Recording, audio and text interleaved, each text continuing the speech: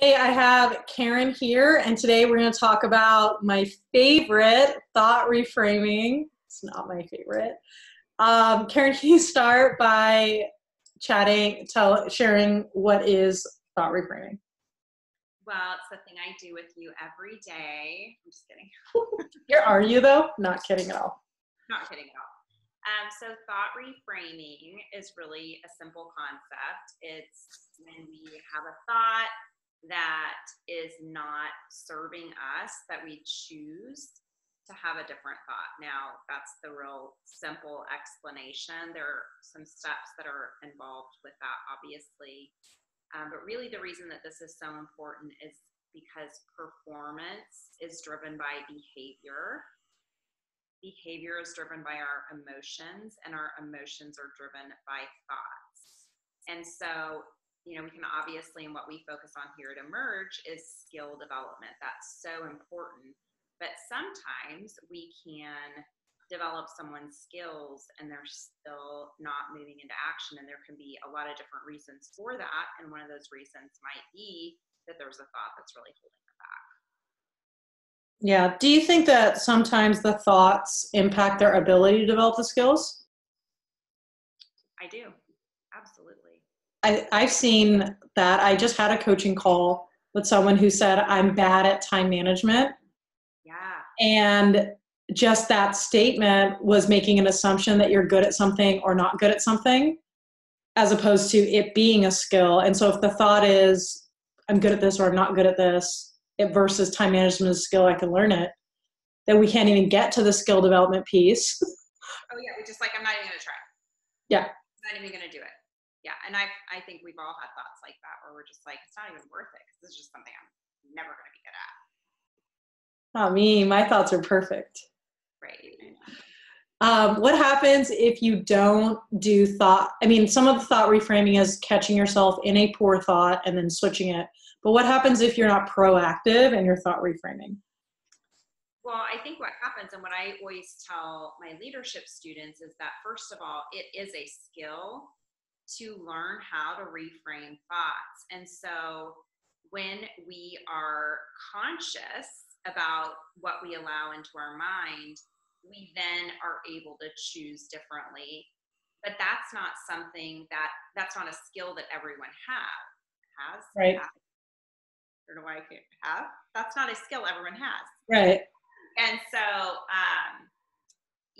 really what can happen is that we are not taking action, or we're in overwhelm, or we're grumpy and we have no idea why. And usually that's a result of a thought that's running through our mind. So sometimes what will happen is it's that emotion that can let us know, hey, gosh, there is something happening that's triggering this Mm-hmm. emotion, and it's the thought behind it. So Yeah. being able to take pause and then say, okay, gosh, here is actually that thought, and I can choose differently. So I tell my clients, my Leadership Foundation students, it is a win when we recognize that we have a thought that isn't serving us, because we've then developed that skill to be aware of that. Yeah. I love that. So do you want to share, do you have some thoughts, example thoughts? Yeah, I do. So I actually just wrote down this whole thing so that I could kind of walk through the process. Okay, great.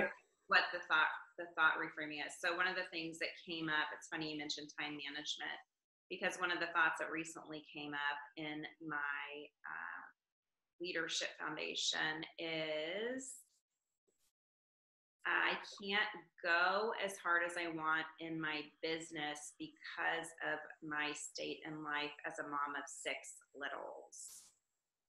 And so ultimately, what we walk through with that is, okay, so how is that thought actually impacting your overall business? And we'll usually kind of break it out into what we teach here at Emerge is, how does it impact our customers? How does it impact our team? And then how does it impact ourselves? And so at the end of the day, she wasn't setting as many appointments. She was afraid it was going to take too much of the little time that she had. So she just decided not to try. So it goes back to what you said with the time management, right? If I feel like I don't have time, I'm not even going to move into action. And then how she was feeling about her business was very overwhelmed and defeated. And the reframe that she was able to come up with was that she said, I am learning how to create the time I need, and I am learning the most important activities to make the most of every minute I have. Now, here's the really important thing about that. What happens if you just have that thought? You feel better. Yeah. And that's it. I walk around and I'm like, okay, I am learning how to create the time I need, and I'm learning the most important activities to make the most of every minute I have. And then I just repeat that 10 times. Is everything going to change? No. No. What do we actually have to do? Something. Yes. And I think that's where what happens a lot of time with, just this sort of thought reframing, or I can't think of, just like you hear a lot about this, right? Like choose differently, choose your thoughts, or visualize, or think differently. But the really important piece is that there has to be an action that moves you into a different space. Mm-hmm. And so for her, the action that she actually took was blocking out her calendar with her big rocks, making a plan, and then having someone help to hold her accountable. And so she was really taking actions to then do something differently too. Yeah, I love that. I was going to ask you, what's the difference between this and people waking up in the morning and say, I have abundance, or I'm a millionaire, or I'm a whatever rank. What's the difference between that concept and what we're talking about here? Action. I love that. Yeah. And also just that I think really what we teach too is it has to be something that you believe. Yeah. To be true. And so if if I say, I am the most successful musician in the world. You're the best singer ever. I'm the best singer ever. I don't believe that. I'm never going to believe that, right? And so we actually have to create a thought that we believe. And so you've done a podcast before with one of the authors of The Miracle Morning, and I love his advice, which is to, the reframe can be, I am committed. And you actually can see in that reframe I just shared with you where she said, I am learning how to. Mm-hmm. So if we say, I am committed, I am learning how to, the other thing about that is those words will actually steer us towards action as well. The other thing that I noticed about what you said is you focused her on a thought about the process as opposed to the thought about the result. So if I were to say, I am a whatever $1 million, $2 million business owner, that's a result, as opposed to I'm a person who prospects consistently, serves my clients, asks for referrals, creates content, or whatever. I think that's an interesting distinction because I feel like a lot of the thought mindset stuff out there talks a lot about this outcome as opposed to the process. And I think that's really important as well. Do you have any other examples? You said you had a few written down. I don't want to. Yeah, no, I do. So another thought, and this actually comes up a lot because obviously I teach the leadership course. And so a lot of the limiting thoughts are around leadership abilities. Because sometimes, I know this is going to come as a huge shock to you, so I'm glad you're sitting down. But sometimes when we move into a leadership role, we feel like we have to have all the answers. We feel like we have to be perfect. And so this comes up a lot.